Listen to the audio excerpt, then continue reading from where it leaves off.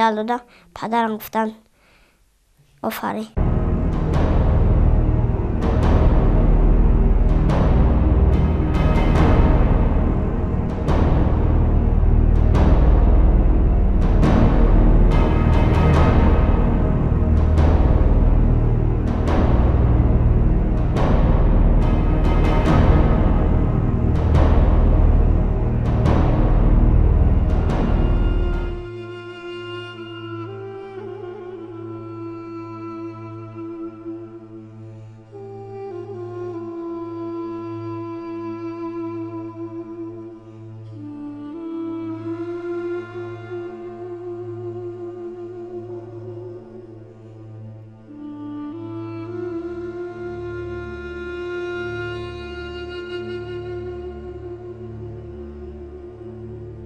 چهار مسابقه ده من بیرون بودم.